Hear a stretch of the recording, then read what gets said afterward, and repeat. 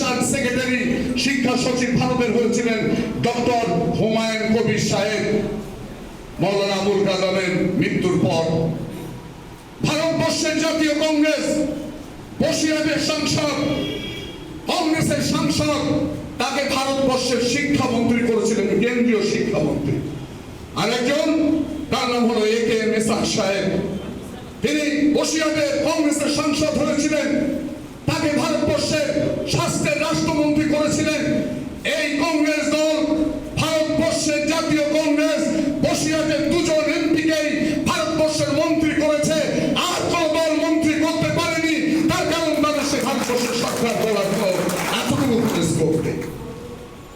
আমাদের আজান হচ্ছে না রাজনৈতিক দলের, সেখানে যারা এসছেন তারা খুব নামী, তারা অনেক ক্ষমতা সব ভীষণ, মানে তাদের ভারতবর্ষের সব বাংলার সব মানুষ চেনে। কিন্তু আমার সেই যোগ্যতা আমার নেই। তবে আমার একটা যোগ্যতা আছে, যে একটা বিশ্বাসযোগ্যতা আছে।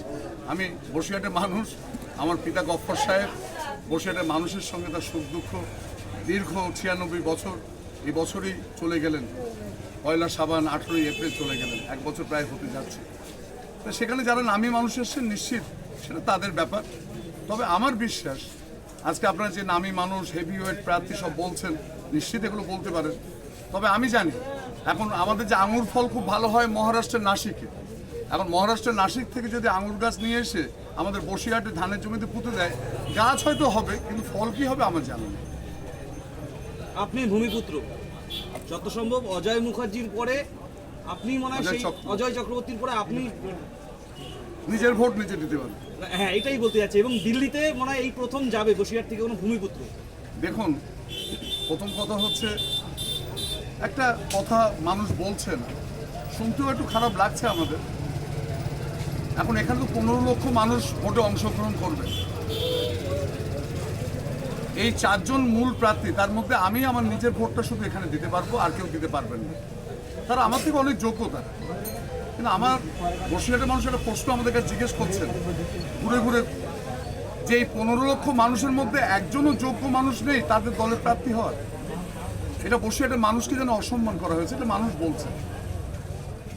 আমিও, কংগ্রেস দল আমাকে প্রার্থী করেছেন বসিরহাটের মানুষের সম্মান দেওয়ার জন্য। কংগ্রেস দল বসিরহাটের বসিরহাটের ভূমিপুত্রকে প্রার্থী করেছে, এবং আমি নিশ্চিত কংগ্রেসের সিম্বলে দাঁড়িয়েছি। তবে বসিরহাটের মানুষ সিদ্ধান্ত নিয়ে ফেলেছেন যে তারা মানুষের প্রার্থীকে ভোট দেবেন। মানুষের মহাজোট হয়েছে, সেখানে কি হিন্দু, কি মুসলমান, কি সিপিএম, কি কংগ্রেস, কি তৃণমূল, কি বিজেপি, যারা সৌবুদ্ধি সম্পন্ন মানুষ, তারা এবার সিদ্ধান্ত নিয়েছেন। বহুবার তারা অনেক গুণী গুণী মানুষকে পেয়েছেন, কেউ 5 বছরের বেশি থাকেননি। বসিরহাটের মানুষ বলছেন যে কে আমাদের দলের প্রার্থী হলে দেখার দরকার নেই, কিন্তু আমাদের বসিরহাটের প্রার্থী, আমাদের বসিরহাটের মানুষের প্রার্থী হিসেবে আমরা এবার আমাদের ভূমিপুত্রকে দিল্লি পাঠাবো। এটা একটা মানুষের মহাজোট তৈরি হয়ে গেছে।